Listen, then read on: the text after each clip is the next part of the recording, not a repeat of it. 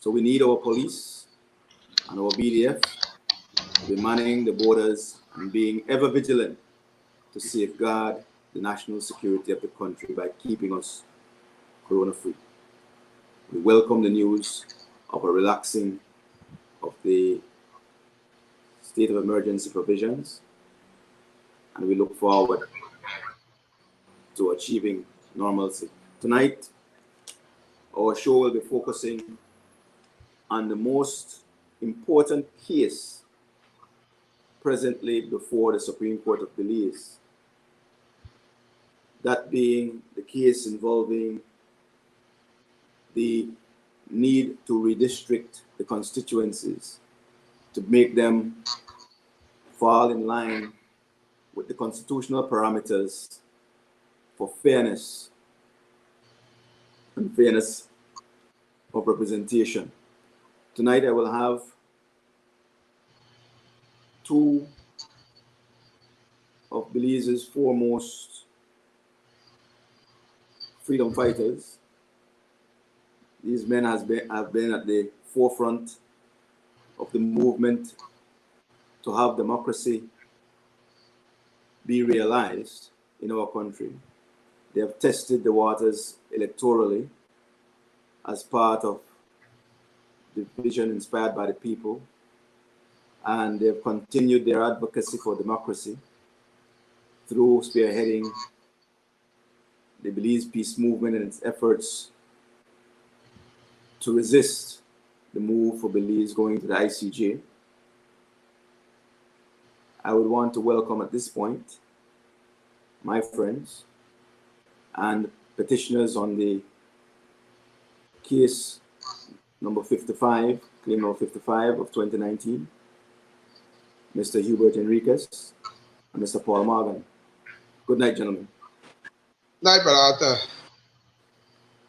Good to see you. Good to meet you, my brother. Hey, thank you very much for being here, guys.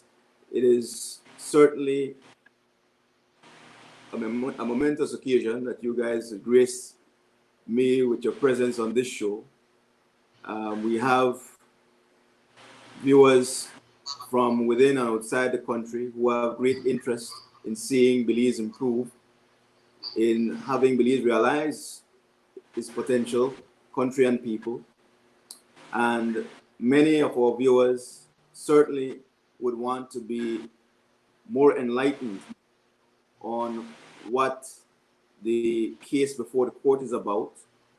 And as much as I would like to give them the information, I don't want it to come off from a scholarly point of view. I want it to come off from a view that anyone and everyone can identify with.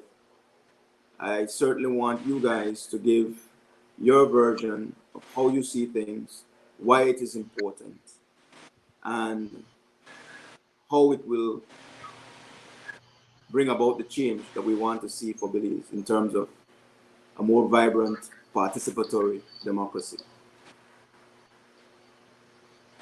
Hubert, would you like to start the proceedings here? Normally, I defer to my colleague Paul to comment his discussions because he's the person who has always framed the matter in a very philosophical way, talking about how it actually relates or correlates to other matters of development. He has a very unique or perhaps a very comprehensive view of how it is viewed in the context of the whole development process. So I want to first of all ask him to talk about that. Then I could actually go into some details of where we are or where we want to go. If you don't mind, Brother Paul, I don't mind you starting off with your philosophical views about this matter, as you've always told us. So I want to defer to you for the beginning. Okay. Good evening, ladies and gentlemen. Brother Hubert, I'm not sure if you're hearing me well. Can you indicate? Yes, I'm hearing you, Brother Paul. We hear you well, Paul. Go right ahead. Okay. I get it that I should begin explaining what is it that we're doing regarding this case, the redivisioning case. So let me quickly start by saying that this case is about fighting for Belizean rights, the right of Belizeans to be fairly represented. And there is a good reason to be fairly represented. It is because we want a more equal society. A society that is more equal is less corrupt. And we have heard the cry in Belize about corruption, fighting corruption, no corruption. Corruption is the answer to development in a democratic society. So we want a more equal society so that we can be less corrupt. A less corrupt society and a more equal society has better healthcare, has better education, has better innovation, more innovation, and more industry. Such a society has more opportunities for people, especially our children. And of course, the crime that we see happening today all over the country is a big result of a society that is very corrupt and unequal. Right. And at the end of the day, we're seeking justice, which brings us a free and happier community. You see, at the end of the day, we believe that better represented people are have a better chance of becoming a more unified country. If a country is unified, then there will be an opportunity to produce. People will tend to produce when they're unified. Just look at what is happening in Spanish locale say anymore. Right. United people produce. A productive people can rear their children, and a country that have good families will become at the end of the day a more socially just society. So we are saying by launching this project, this case, that Belize is not an equal society and it is not fairly represented. So we want to bring fair representation in order to begin the process of social justice in Belize. That is the philosophical part.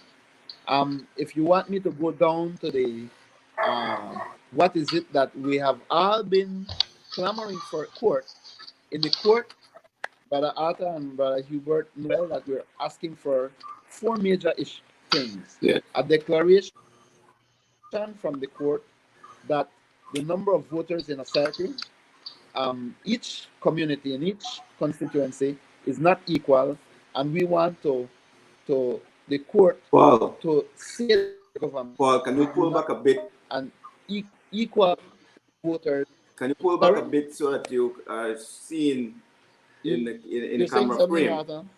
Yeah, could you pull back a bit so you can be seen in the camera frame? Right now, we're not seeing you. We're not seeing you well. You are kind of close. You need to go a little bit further back. I don't know if you're breaking up, so I can't really hear you very well. Okay.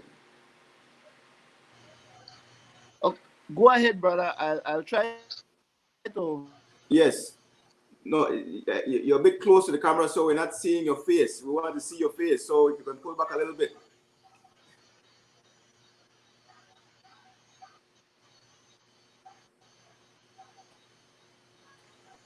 Hello.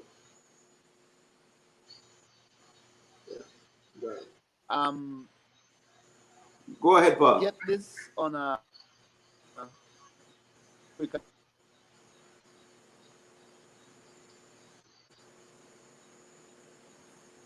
Yeah. Yes, Hubert. While we wait on Paul. Yeah. Maybe I could just quickly fill in while Paul is adjusting his camera frame. But I think he has spoken really regarding the whole matter of the philosophical base on which this whole matter is premised. Yes. But what I wanted, and of course, we want to first of all mention that in fact you have been very instrumental, Brother Arthur, in taking up the matter for us at the legal challenge for us. Because it's not the first time that we actually brought this matter before the Supreme Court. Yes. At the time of the last elections, we had actually brought this matter a court case, but we had a difficulty with our legal representation, and the matter was summarily disposed of without really being heard as such. And so we made a point that we were going to follow up on it this time around. And we have made several inquiries around, and I will tell you that you were one of the only persons, in fact, perhaps the only person who indicated interest. And without any much discussion, you said you were going to take up the matter for us, and you have done a tremendous job so far. I want to commend you for taking up the matter for us, when in fact, most other persons who are authorities were afraid of actually taking up the case, no? And I will tell you that we have gotten so far a tremendous response, and we're doing pretty well. And were it not for the fact that we now have a state of emergency and the whole matter of COVID came into play, I believe we would have been far on the road at this point in time. Right. So you have been dealing with the legal issues for us, because it is very, very clear that based on the Constitution, that Section 91 of the Constitution, that in fact all divisions, mandated that all divisions, all electoral divisions must be structured in such a way that the electors should be nearly as equal. And so what we're battling now in the court, what we're there to fight, is to ensure that the Constitution, the requirements of the Constitution is actually met. And what we have found really and truly, Brother Arthur, as you know, is that there are some constituencies, and notably in the city, and notably where the party leaders are. In the case of the PUP, Mr. Musa, and in the case of the UDP, Mr. Barrow. In his constituency, for instance, in Fort George, as of October of 2019, to last year, there were only some 1,520 electors in Fort George. Right. And similarly in Queen Square, there were like 2,300 electors. Now, when you compare that to Belmopan had some 7,600 electors. And so it's almost like 5 to 1. There's 5 times more voters in Belmopan than there are. What a lot of our viewers would want to know is, why is that important? What does it mean to the individual voter or person living in Belmopan as opposed to Fort George? Why is it something that needs to be changed, Hubert? Well, two things, Brother Arthur. One, when you have that kind of disparity, when in fact you only have 1,500 voters to contend for, it means that you have less work to do in getting elected. Because since we are operating on a first past the post basis, all it means that you need to get only like 700 votes for you to get into the House of Representatives.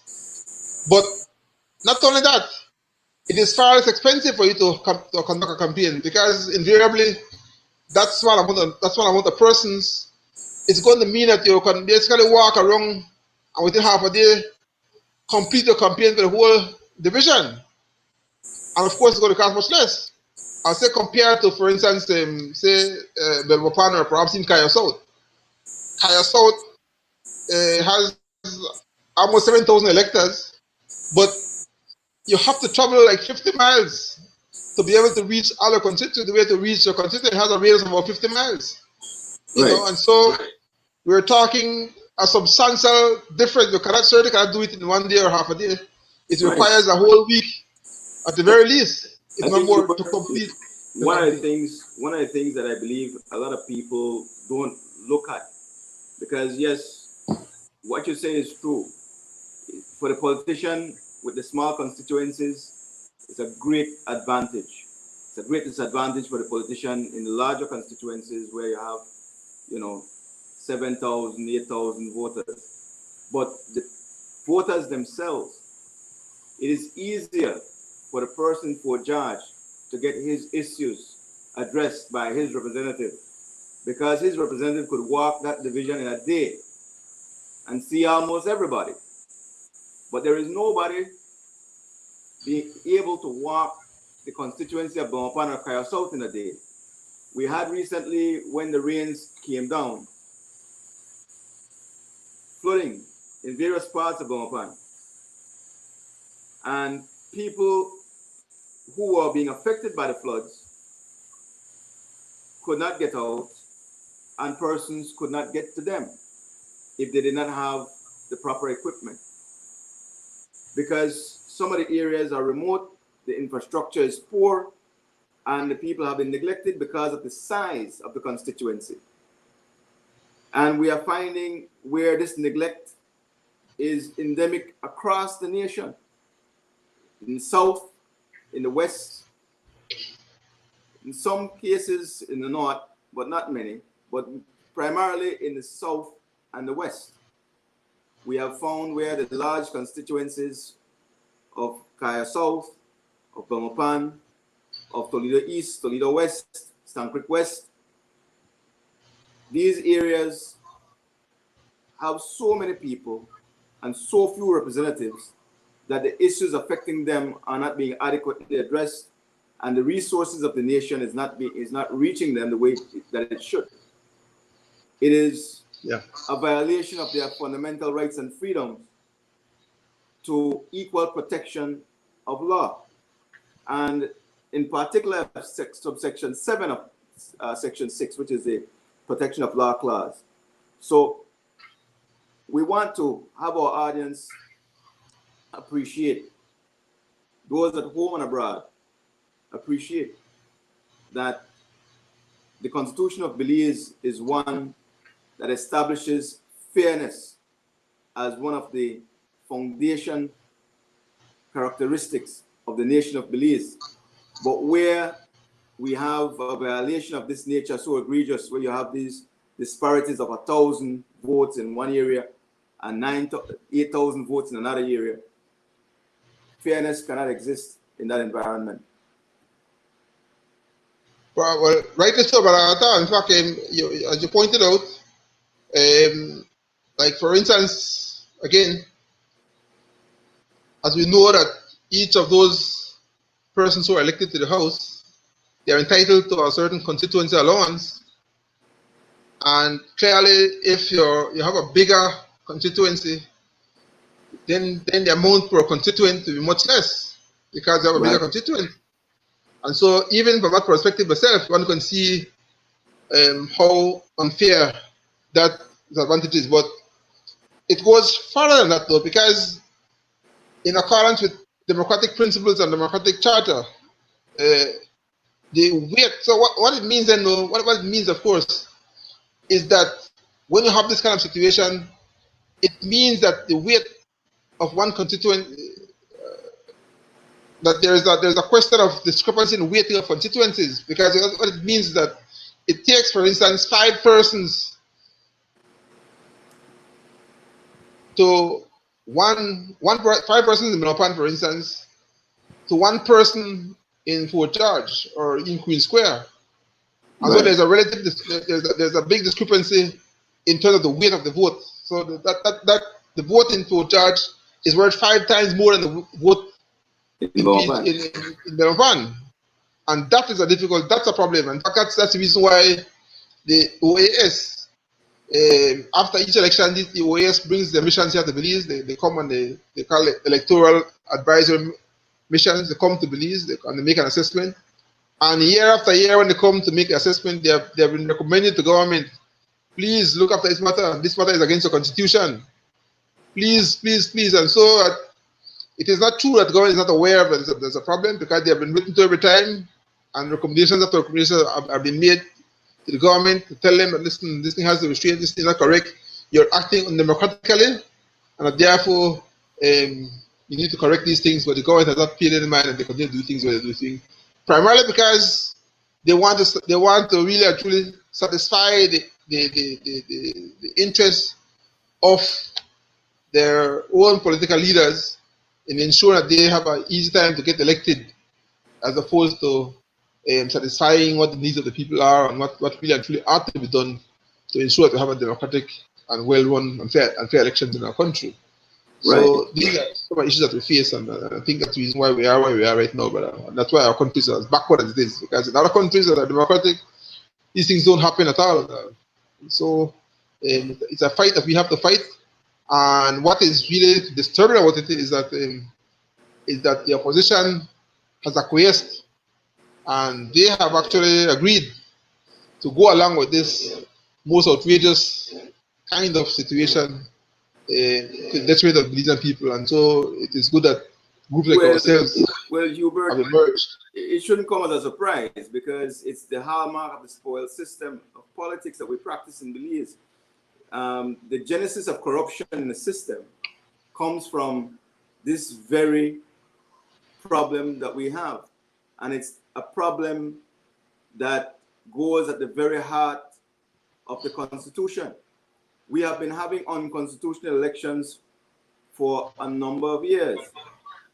Because for as long as the disparity has existed to the extent that it has, all those elections where you've had more than 70% of the voters of the divisions having huge numerical disparity as opposed to those at the lower end, it meant that those persons in those smaller constituencies, as you have rightly put, had a voter weight that gave their vote greater importance and power than those in the constituencies with larger numbers, which inherently means that our elections were being bought in those small areas, which by and large remains undeveloped, unattended to, because all it is a matter of paying bills for people and giving them monies for voting at election time. So we can see the great neglect in Belize City Southside.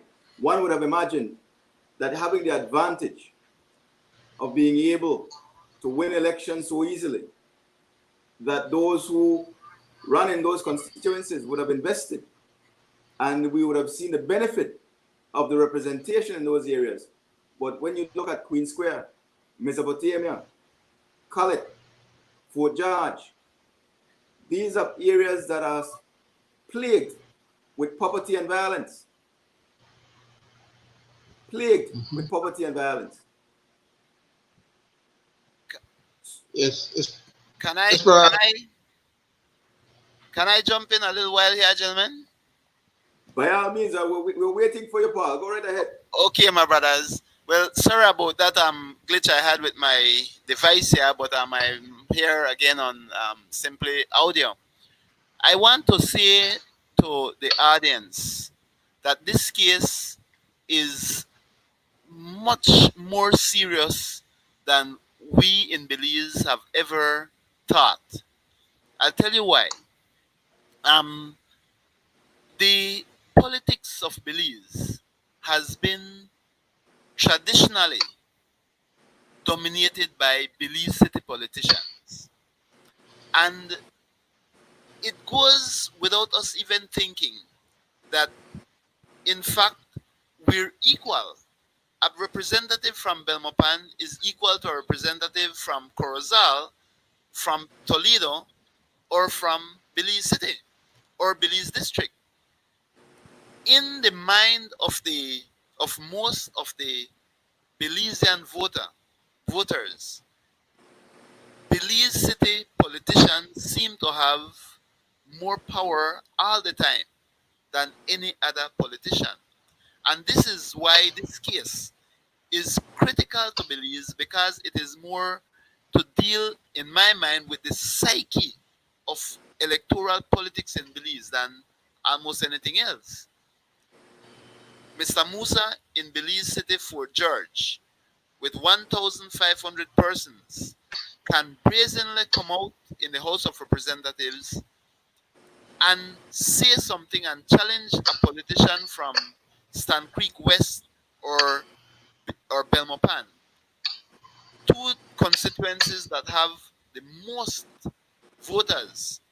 He would come out and say something brazenly as if he is actually representing as many or more persons, more voters than these two others. That psyche has to end. The politician that is representing less persons are to know that they're not bigger than any other constituency. Period. I, I, I just want to jump in there, Arthur.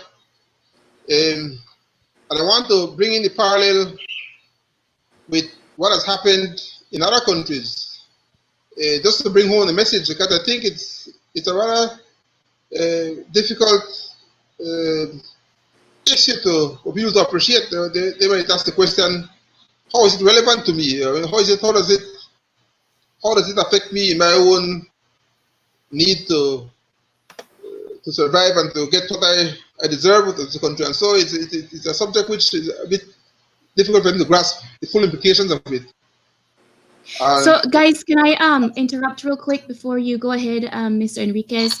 We do have some comments, and I would like to acknowledge our viewers before you guys move on. Shields Gab stated she's the first and wanted to say good evening. We had a lot of good evening wishes from several viewers.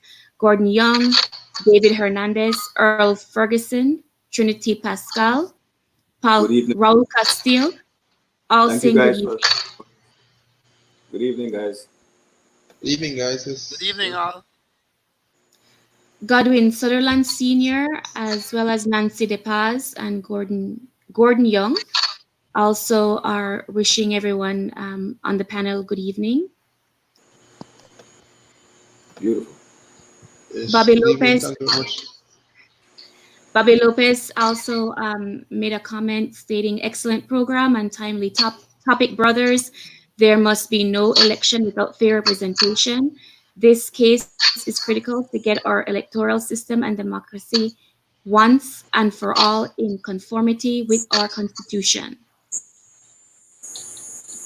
Excellent point, Bobby. That is exactly what it's about. Earl Ferguson adds, you are correct in your assessment of the demographics. Otto, would you discuss how you would correct this issue considering the movement of people from one area of the country to other areas as they search for employment, etc.? Well, Mr. Ferguson, what the Constitution requires is for a continuous monitoring of the movement of the population and a continuous adjustment of the divisions to maintain equality across the board. If we were following the Constitution from the beginning, we wouldn't be in the position that we're in. It's just a matter of addressing how the population is dispersed to ensure that each vote has the same weight. You see? Equal voting power no matter where you live in Belize. Which may mean that some of these larger constituencies may have to be divided to ensure that we can get to the position that the Constitution requires for it to be as equal as possible.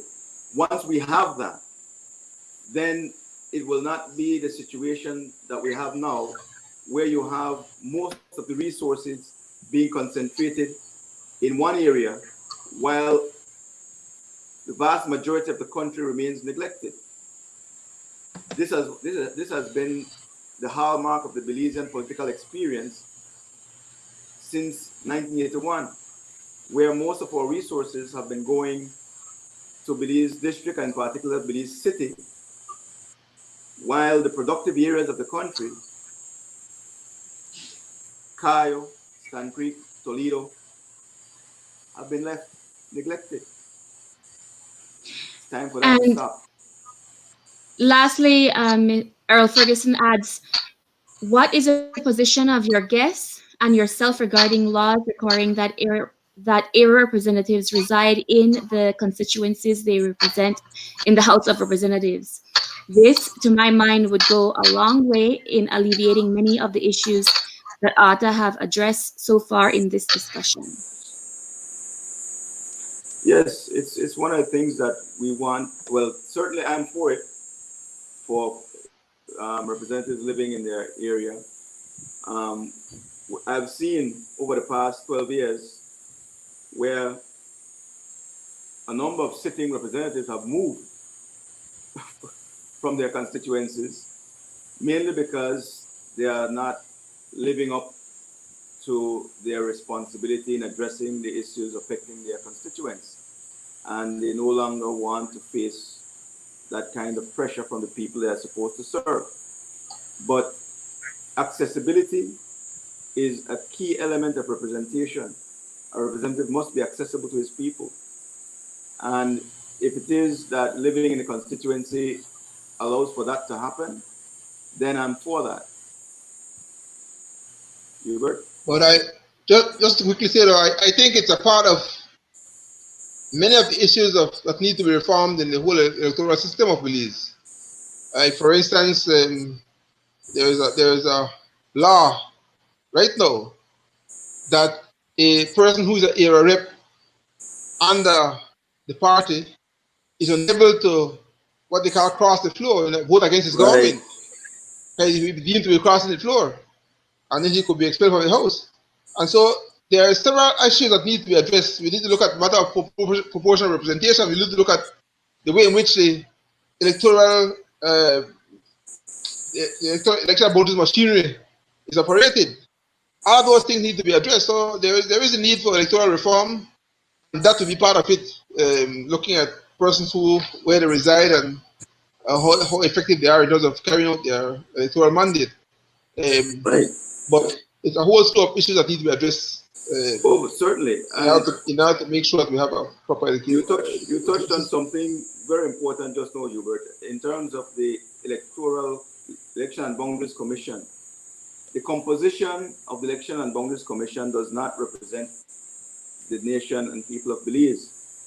The composition of the Election and Boundaries Commission has been limited exclusively to 2 political parties, when in truth and in fact, none of those political parties represent 100% of the people of Belize. There is certainly a need to ensure that there is constitutional conformity with the Election and Boundaries Commission and its composition. It has to be made up of more stakeholders than those of the PUP and the UDP. This has been what has caused us to be where we are, because the Election and Boundaries Commission has abdicated its role as the steward and custodian of the democracy, and has basically taken on the role of the firewall for whichever political party the majority on the commission serves, which is directly to the detriment of our development as a nation. The question, can I just come in now? The question that the viewer posed is very profound, and it goes to what I had said before, the issue of electoral and political psychology in Belize. You see, our politicians will make rules that others must obey, that are inconvenient to others, but they will always make a side rule to give themselves some convenience. You see, if a person resides in the United States, for example, or they are not resident in their constituency, they cannot vote in that constituency. Yet, Right. the politician can represent that constituency whether or not they reside in that constituency. You see how the psychology of electoral politics in Belize is weighted against the common person. It does not apply equally to everybody. Listen, a representative of the people in the House speaks on behalf of those people, not on behalf of himself or herself, you know. So the rules should apply to that representative equally. They should. And They this is should, what I'm saying. Paul. They should. They should speak on behalf of their constituents, but that's not the case. The representatives speak on behalf of the party in the House, not on behalf of their constituents. Correct. Because that's what Hubert alluded to earlier in terms of the cross-the-floor provisions. Because the cross-the-floor provisions basically mandates that if you and your constituents have an issue that is contrary to the issues affecting the party's issues takes precedent over the issues of you and your constituents. That's what happened to Mr. Cardona, Marcel Cardona in the House. That's the reason why he was expelled. So, in other words, what I'm saying here now is that we need to look at the psychology of electoral politics in Belize. And this case goes to the heart of that matter.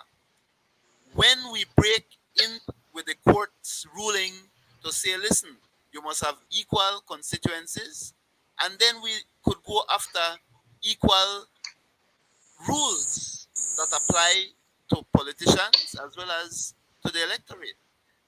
Right. But if I may, I know how much time left, but I wanted to really to speak about the case and where we are. I don't know if I have much of a chance, I don't know to deal with it, but you will know, of course, that we are a bit delayed at the moment because of what has happened in terms of the state of emergency and COVID.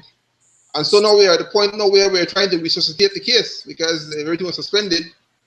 And we are waiting to hear now when the case is going to be resumed. Let me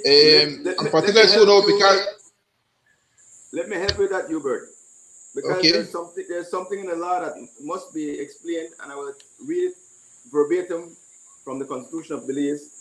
It comes from Section 6 of the Constitution, which is the Protection of Law Clause. Subsection 1 says, all persons are equal before the law and are entitled without any discrimination to the equal protection of the law. But what is most important for us in our case is subsection 7 of that section, which reads, any court or other authority prescribed by law for the determination of the existence or extent of any civil right or obligation shall be established by law and shall be independent and impartial, and where proceedings for such a determination are instituted by any person before such a court or other authority, the case shall be given a fair hearing within a reasonable time. Claim number 55 of 2019 has already been instituted. It is to address a civil right that is constitutionally guaranteed. It is one of our fundamental rights and freedoms to equal protection of law. Now, the Constitution requires that by its institution, that the judiciary disposes of the case in a fair manner. It must be given a fair hearing. So to not proceed with the case would be unconstitutional. To not proceed with the case would be unconstitutional. None of the petitioners to this case are seeking to withdraw it. And if they do, I will find petitioners to replace them with. So I'm saying right here, right now, before any election in Belize takes place, this case must be heard. You have made the argument for an injunction very well, Brother Arthur. This case must be heard. That sounds very reassuring. You see, I'll tell you, there are many causes to fight. There are many causes to fight. But we can't fight all battles. But this one will be fought. Okay. My only concern there would then be that I'm just hoping that in the rush to call elections, because as you might be aware, both the PUP and the UUPs, or particularly most of the PUPs, are now calling for elections. And in fact, they want for it to be held as soon as possible. I don't understand why they're in such a rush, Hubert. They have not presented any plan for the country's recovery or development. What is their rush? What is their rush? Well, my concern is that in the rush to elections, they might want to overlook these issues, even though legally and truly they won't be able to do so. And if it actually be heard that it will be rushed and perhaps we won't get the better part of the judgment. So I mean, we might be somehow prejudiced in the rush to call elections, no? But I was mentioning that you made a case very, very well, and I think that we have a right to appeal all the way to the CCJ if necessary, and so that is what I hold to. But I just want to say too that in our case, what we have done really and truly is to start the process of politicization, so to speak, where we now want to move towards a more education of the public on these matters. For instance, we want to speak with the civil society organizations. We want to have a sit down and talk even with the opposition. We want to speak with, for instance, students at schools and all persons who are interested to listen to this whole matter. And we are going to make ourselves available to travel the country to speak on this issue. It's a very, very important issue. It's not been discussed very much in our country, and we want to raise the awareness of our people to this whole issue. And so from henceforth, we will be commencing this what we call educational campaign to bring this aware enlightenment to the people. I see I have a question up on the board there. Yes, Mr. Godwin Sutherland Sr. writes, the injustices and inequalities we see in Belize are closely linked to our polity. How can there be a disregard for the Constitution of Belize by politicians? The bottom line is that unless this issue of redistricting is addressed, the poverty, inequality, and lack of access to our own resources of land, etc. No, I totally agree, Godwin. And again, the opposition should be at the head of the line in seeking to have the Constitution be respected. When we find people rushing to take advantage of an unfair system, it is the greatest indication that they too intend to continue to treat the people of Belize unfairly. So unless the opposition wants to be painted with that brush, they need to get in line. The issue is spoken to from the heart. The viewer, Godwin Sutherland, is speaking directly to the matter that we're dealing with. Let me say this, that we have been taught by the Prophet Martin Luther King that unless we bend our backs as a people to oppression, the oppressors cannot ride us. In this case, we would like to send a clear message to the government that if they intend to override our rights and prejudice our case, not the peace movement, but the people of Belize will take the matter all the way to the Caribbean Court of Justice. And we will be coming to the people of Belize to support this initiative. Only when the government sees that, in fact, the people are very serious, will they relent to say, well, we will not attempt to cross that bridge with these people. Let us address the case in court. Win, lose, or draw. If we do not, as a people, show that we're willing to go the full length, then the government will, of course, take the chance. Because unless there's a complaint, there's no crime in this country. Right. And the mantra going forward, Paul and Hubert, has to be what Bobby Lopez put forward: no election without fair representation. I'm inviting all those persons viewing us tonight to share and continue to share this program. We want it to get out to as many people. It is important, this message, because we are tired of living in a country where the opportunities are being kept away from the people. We have the issue of land and land distribution that has been topical, but has been a problem from time immemorial. And again, the disparity in the distribution of land and the way things have been dealt with in that regard has a lot to do with the fact that your vote is being, the value of your vote is being diminished. So where your vote would have been the basis upon which you could access the resources that you need for your own development, that is no longer the case, because your vote has been diluted if you don't live in the city. And if you live in the city, you have been kept in such abject poverty, by and large, that you are satisfied with crumbs falling from the table, as opposed to having yourself be in a position to sit at the table. So time for that to end. We have to put spoils politics behind us and start to deal with developmental politics, the politics of development, where we build up our people and give them the opportunity to earn. And as Paul has said, the first part of that process really and truly starts with the whole matter of representation. Because once you get the representation right, it means then that you'll have then a level playing field for you to be able to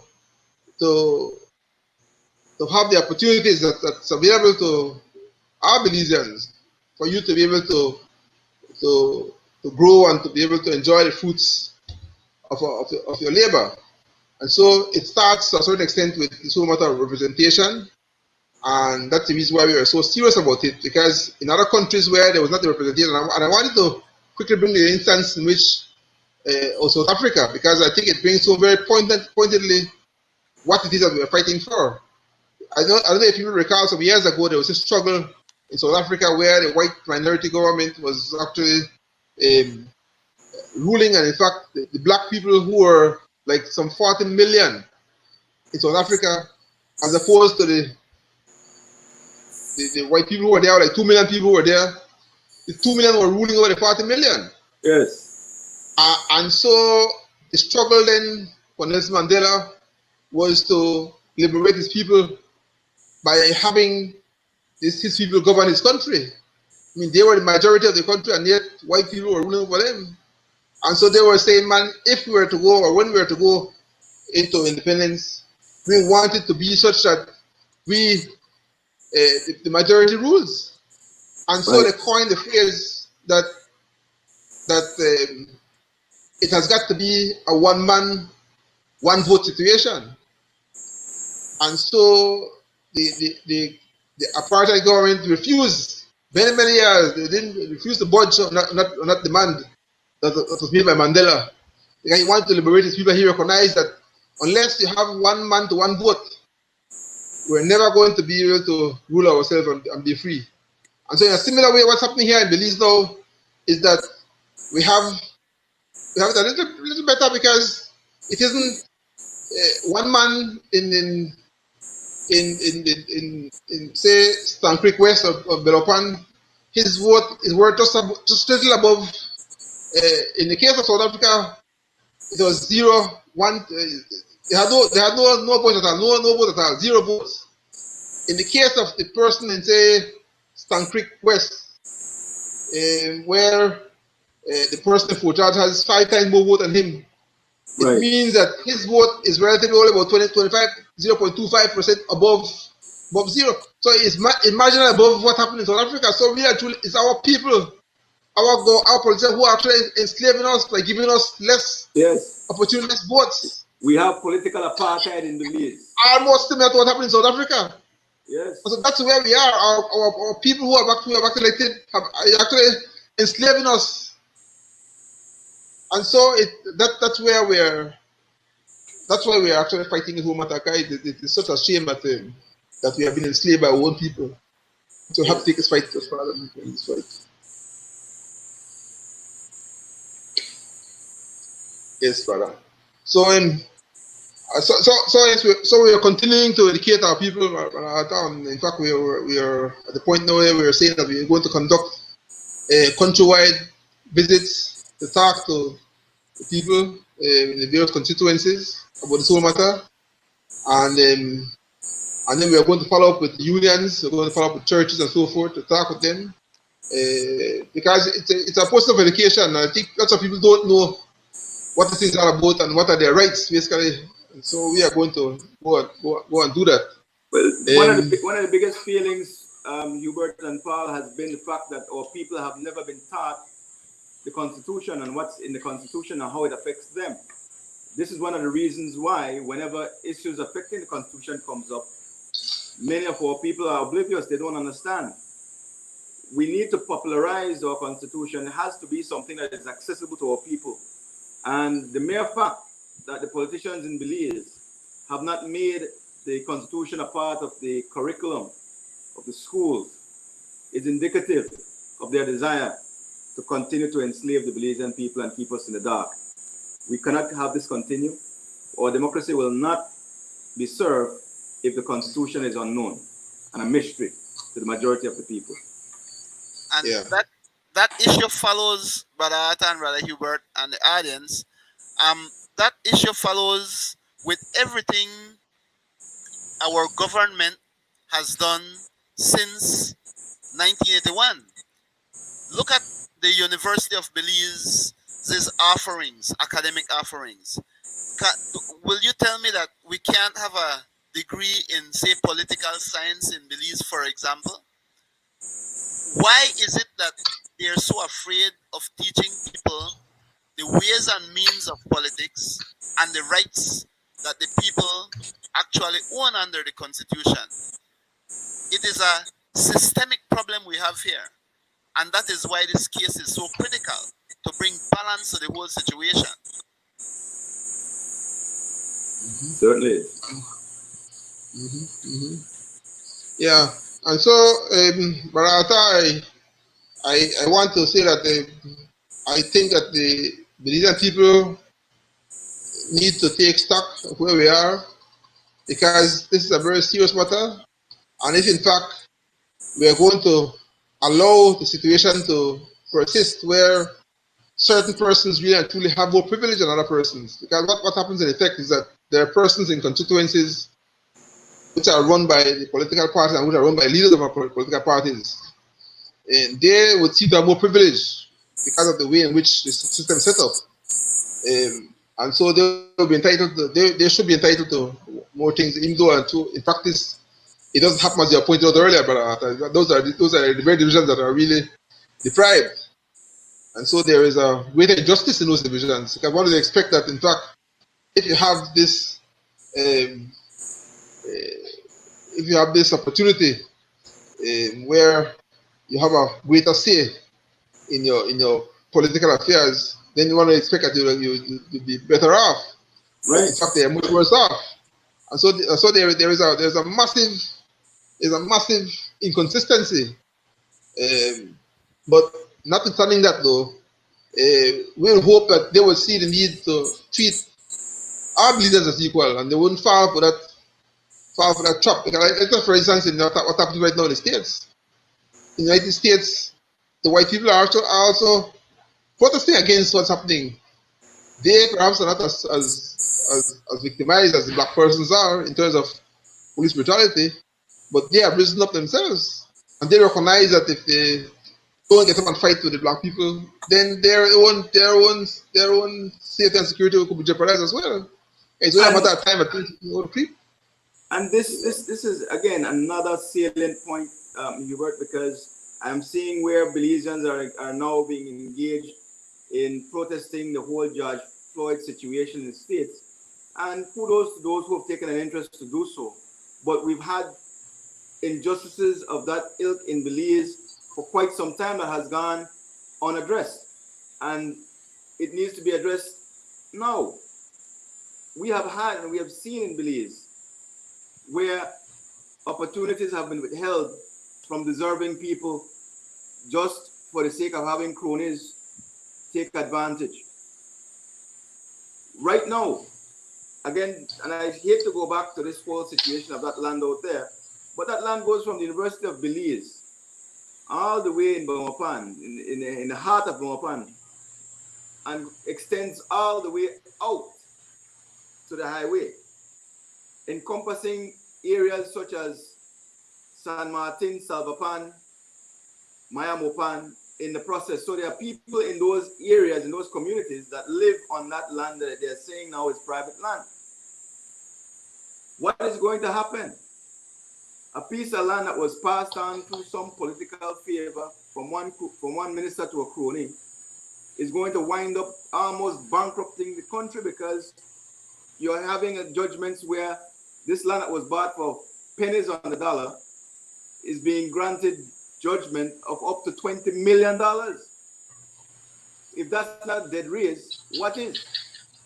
And we've had other situations. You know, we have 4 planes worth a combined $30 million US, a combined $30 million US, an average of 6-point-something million per plane.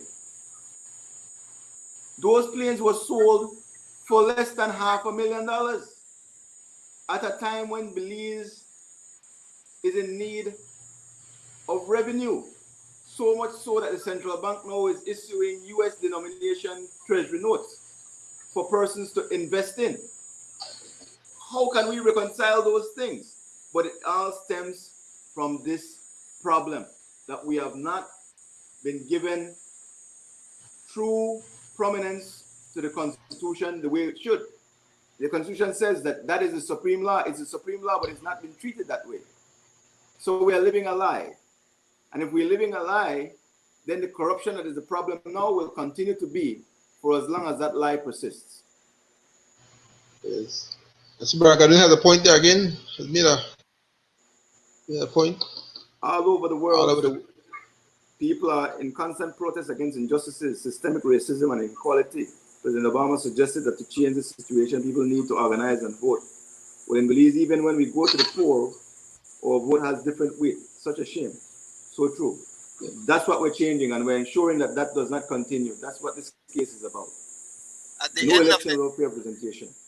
At the end of the day, if we do not go out to vote, if we do not support the initiatives actively and financially that helps us to free ourselves, take the yokes that burden us off our back, if we don't become active, then we will be intolerant. We'll be tolerating what is happening to us, and that is not a good thing.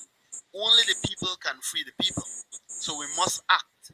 We must quit complaining and begin acting. Yeah. Mr. Ferguson has contributed. The opposition had the entire terms of Dean Barrow's prime ministership to expunge the rocks in their organization that caused them and their leader to disgrace one of the greatest political organizations in the region with its worst election defeat. They have not shown any interest to drain the swamp, indicating, as has been noted in this discussion, they have no intention to be different. They have no morals. Well said. Well said. They have time yet, though. And we hope that, listen, salvation comes whenever you choose to repent. They can repent at the 12th hour. Let's see what happens. Marshall, good night, and good night, Marshall.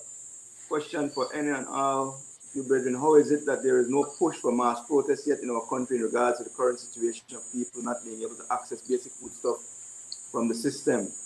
Where are the leaders, and why are we applying for the right to protest and stand against this corrupt system? Are we so afraid? No, I don't believe that we are afraid. It's not a matter of being afraid, Marshall. What has happened in Belize, however, is that there's been a systemic targeting of those who would stand up and voice opposition, just for voicing opposition. There is need, yes, for organization, for people to come together, those who understand what's taking place, to come together and stand against it and organize. uh, in protest against it. But we had to defer to the well-being of the society in relation to the COVID pandemic. We couldn't let our fervor for protest overtake our responsibility to ensure health and safety. But as things have become more normal, those things will be addressed in a more effective way. Just quickly, can I say this? That I take the brother's point, very good point, but I want to remind us all as Belizeans that protest does not necessarily only mean street protests. We can protest in several ways. Each Belizean can impact on protesting regarding this case that we're talking about by helping to support it. A $5, a $10, a financial donation to our cause is actually a protest and might be a more effective protest than standing in the streets. So I'd like to just contribute that let us not only as a people take protesting as going out in the streets, there are other innovative ways to protest.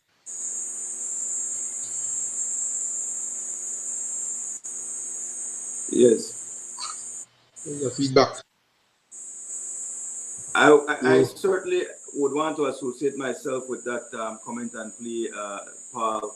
Definitely, protesting can take various forms, and one of the most effective ways to protest is to challenge the system within the system, and the means to do that is through the courts. So yes, join the effort, support the cause, contribute what you can, assist in any way you can. It will be appreciated. And I also want to associate myself with what Bobby is contributing. Every Belizean needs to get a copy of the Constitution. Purchase a copy from Print Belize or wherever it is sold. Familiarize yourself with what your rights are as a citizen of Belize and what the responsibilities of your leaders are. Because many of them don't even know what the Constitution requires. Hence the reason they act the way they do. But we as Belizean people, we need to take our Constitution more seriously. But I do believe, though, Arthur, that it might come to the point where, indeed, we will need to take to the streets to defend our rights or to perhaps assert our rights as Belizeans. Because, as it is at the moment, the political forces and parties seem to think that they have all the authority. And unless we are prepared to stand in the streets as is being done at the moment, even in the United States, where people are coming out in numbers to register their concerns. That, to a great extent, is how things have happened worldwide. I mean, in fact, it is said that these things, demonstrations and protests and so forth, is the ingredients of democracy. Because it is well known that all over the world, there is a handful of persons who always want to trample the rights of people. And unless we assert our rights and stand up, and we won't get anywhere. And so I am seeing that it may be necessary for us to hold on that path, to insist on our constitutional rights here in Belize, because at this moment, both parties are enjoying the fact that they can actually ignore the Constitution and with impunity. So I'm seeing that unless or until we take up that kind of battle, we might very well not enjoy what is already settled for us already. Because it's so easy to lose our democracy. It's so hard to build it, but so very easy to lose if we ourselves do not participate and be active in it. in insurance Well, compliance. we've seen that over these few months since March, from March to now, how easy it is that our rights can be uh, derogated.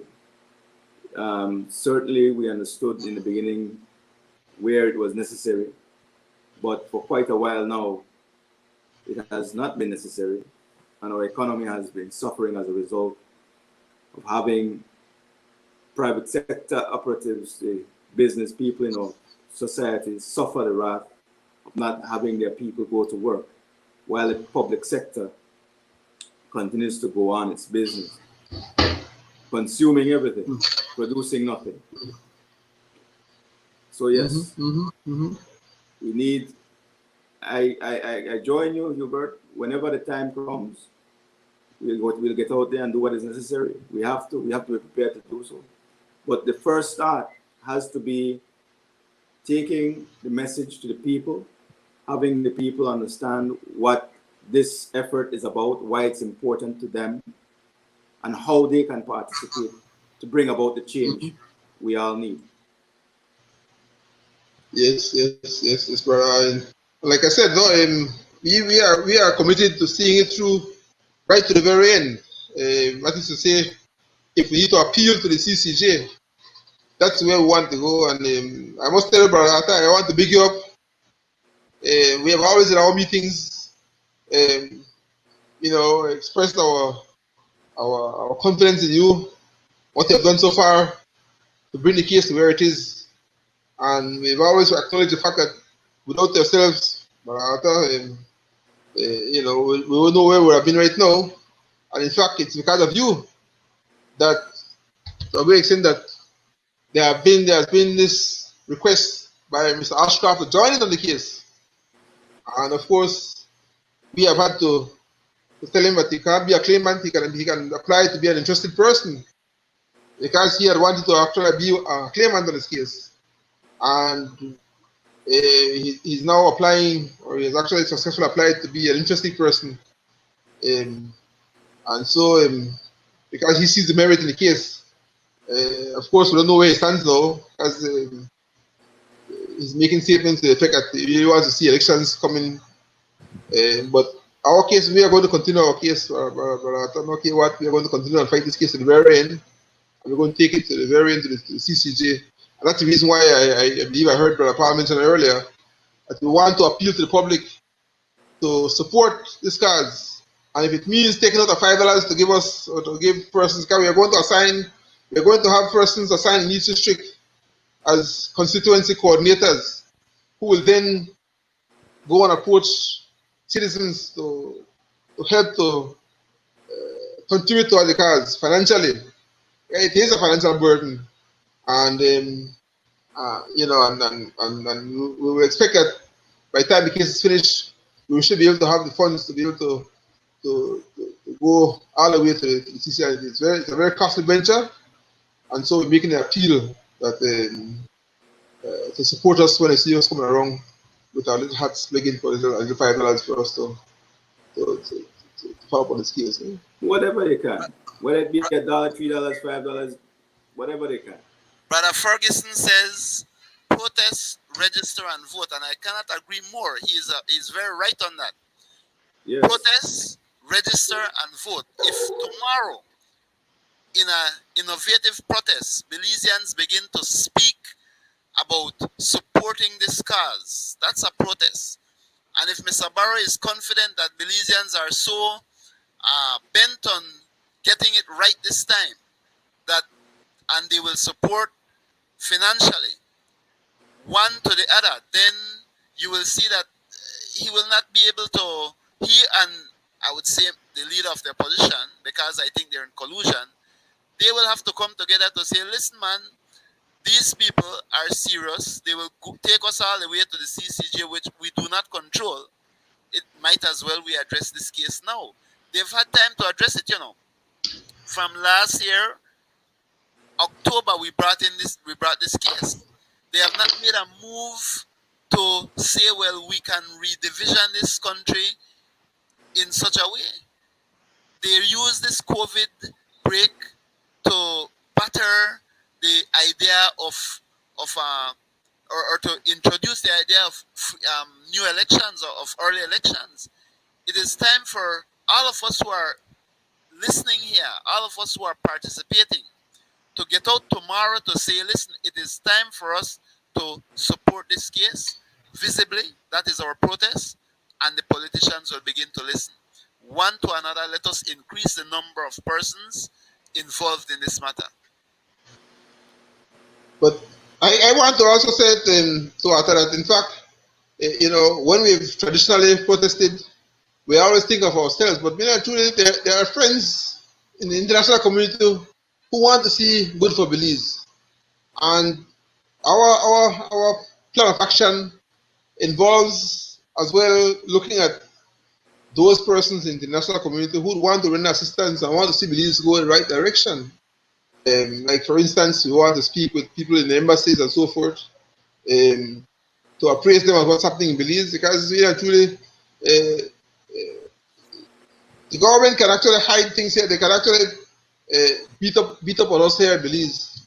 And if we keep it within ourselves, they're going to continue to do it. But once we internationalize this whole matter, then they might take shame. They might then decide that they're not going to do things the way they want to do them. And so we feel that a part of this whole campaign will also involve talking to our friends in international fora, even our own Belizeans in the diaspora, to see to what extent they can actually assist in raising alarm at the international community of the things that are happening here in Belize. That, in my mind,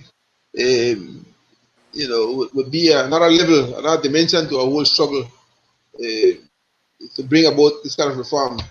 The government is not serious about reform. They don't seem to think that it has all of these things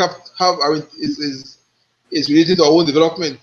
When you oppress people, when you don't give people their rights, then they won't produce, as what Paula said earlier. It's the base on which you're going to move forward as a country and develop as a country. And so, if they oppress us by not giving us our democratic rights, then what do they expect? They expect that we're going to produce the way we should produce? No. They should be the ones who will be fighting for our rights, to give us our rights, instead of trying to stamp us down so that they can actually take advantage of us. It's not right by our time. So we will have to respond by taking this matter to whatever level we need to go to make sure that our rights are respected. Certainly. Hubert and Paul, I want to extend my heartfelt thank you for joining me tonight in bringing this message to my audience here on the Longpan Town Hall. I certainly look forward to having you guys come again as the case progresses. And certainly we want to be in a position to go to the next step where we bring the issues of the diaspora to the courts. So we take it one step at a time. This is the fight we're having now. I thank you. I thank the audience for being a part of the show tonight. I'll leave Paul and yourself with the last word as we go out and put a cap on the evening. Well, let me just go first, Brother Arthur. And Hubert, gentlemen and the audience, I'd like to thank you very much for your interest, not only your participation, but your interest in this whole matter. I would ask that each and every one of us, each person, get out there tomorrow and get another person involved. 1, 2, 3, 4, 5. As we add up, we'll begin to get that groundswell. So again, I want to express my appreciation for participating. Brother Arthur, you've provided the forum. Thanks. Brother Hubert, thanks for coming out. And all those who have been participating online, I express solidarity as a brother Belizean and sisters out there. Please let us do our part. Don't just sit down and wait. Only if we bend our backs can they ride us. Thank you very much. Thank you. Yeah, well, but I want to say that we have been involved in this matter for quite a while now. Myself and my colleagues in the peace movement and the VIP. We have been, this VIP has been around since 2001, when we actually ran in the Development City Council. We have not yet won the elections simply because we have stood up for principle and what is right.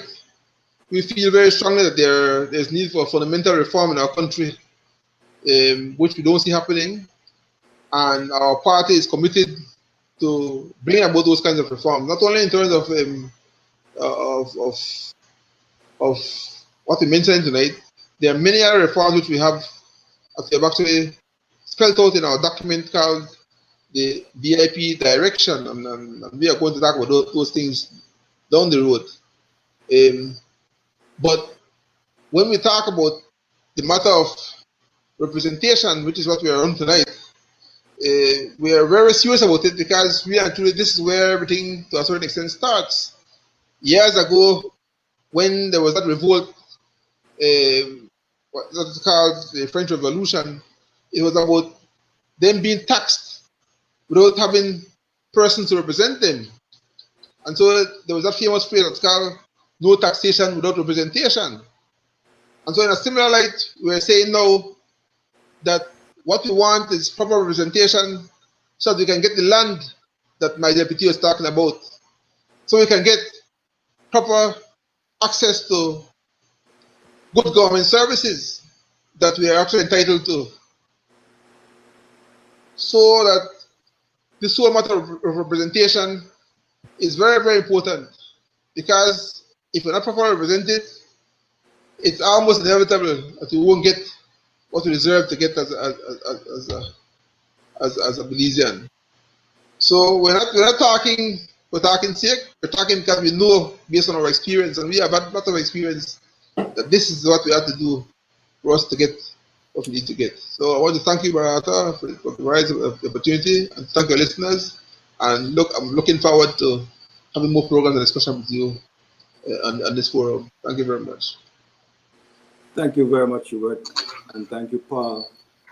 As I go out this evening and say goodnight to my viewers, I want to leave, and I cannot leave without expressing my condolences to the Ramnareis family of Ambergris Street on the passing of Mrs. Marjorie Ramnareis. For those of us who grew up in Baupan, going to junior school and infant school, we would have known Mrs. Ramnareis as being a very nice, warm, accommodating person, always there with a smile and an encouraging word when you were passing her home on Burger Street. She is one of the original Baupan residents and always have been a nice person. She was sorely missed.